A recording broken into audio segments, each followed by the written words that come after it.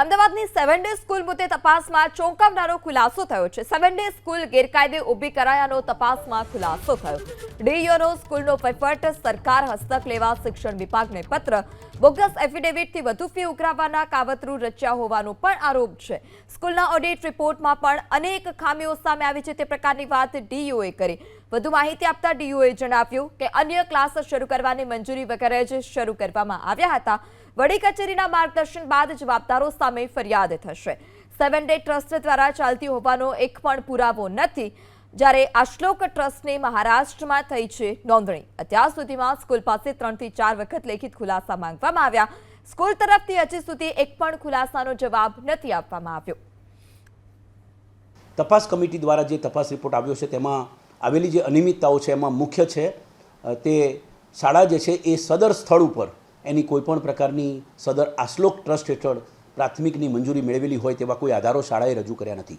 અત્યાર સુધી એમની પાસે ડોક્યુમેન્ટ્સ માગવામાં આવ્યા, પરંતુ શાળા દ્વારા ડોક્યુમેન્ટ રજૂ નથી કર્યા। એથી સ્પષ્ટ થાય છે કે શાળા જે છે એ સદર સ્થળ જે ખોખરાનું વિવાદિત સ્થળ અથવા તો જે રીતે જે ઘટના બની છે એ ઘટના ઉપર કોઈપણ પ્રકારની મંજૂરી ન હોય તેવું સ્પષ્ટ થાય છે। 1 થી 6ની મંજૂરી સદર શાળાએ અન્ય સ્થળ ઉપરની મેળવેલી છે।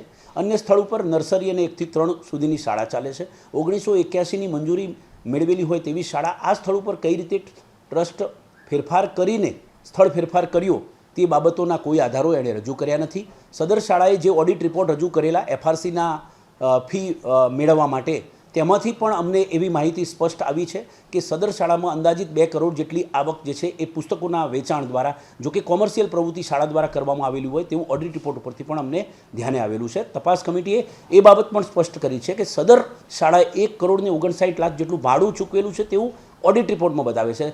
ખરેખર તો એએમસી દ્વારા આ પ્લોટ જે છે એ ફાઇનાન્શિયલ કંપનીને 2001-2ની આસપાસ આપવામાં આવેલો છે અને જે પ્લોટ આપવામાં આવેલો છે એ ટ્રસ્ટ હેઠળ અત્યારે હાલ એ સ્કૂલ ચાલતી નથી। એ પણ એક અનિયમિતતા આમાં દેખાય છે।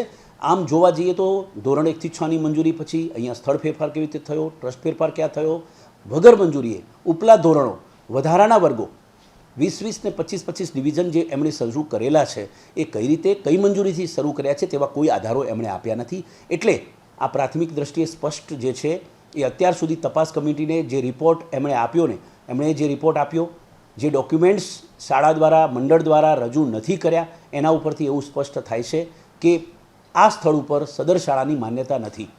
છતાં પણ અમે વડી કચેરીને આનો રિપોર્ટ રજૂ કર્યો છે માન્યતા સરકાર હસ્તક લેવા માટે અથવા તો અન્ય ટ્રસ્ટને સોંપવા માટે, કારણ કે વિદ્યાર્થીઓનું શૈક્ષણિક હિત એ જોવું જરૂરી છે। સદર શાળાએ એફિડેવિટ ખોટા રજૂ કર્યા, જેમ કે એફઆરસીમાં ખોટું એફિડેવિટ રજૂ કરી વધુ ફી મંજૂર કરાવવા માટે અન્ય જગ્યાનો ભાડા કરાર આ સ્કૂલના એફઆરસીની દરખાસ્તમાં રજૂ કર્યો, જેથી કરીને એફઆરસીને પણ ખોટી રીતે ગેરમાર્ગે દોરી અને વધુ ફી મંજૂર કરવા માટેનો પ્રયત્ન કર્યો છે। એટલે વાલીઓને લૂંટવા માટેનો પણ આણે પ્રયત્ન કર્યો છે। એટલે છેતરપિંડી પ્રાથમિક દ્રષ્ટિએ સ્પષ્ટ જણાય છે એવું અમારા તપાસ કમિટીના રિપોર્ટમાં પણ આવ્યું છે અને અમે વડી કચેરીને આ બાબતે સાદર કર્યું છે।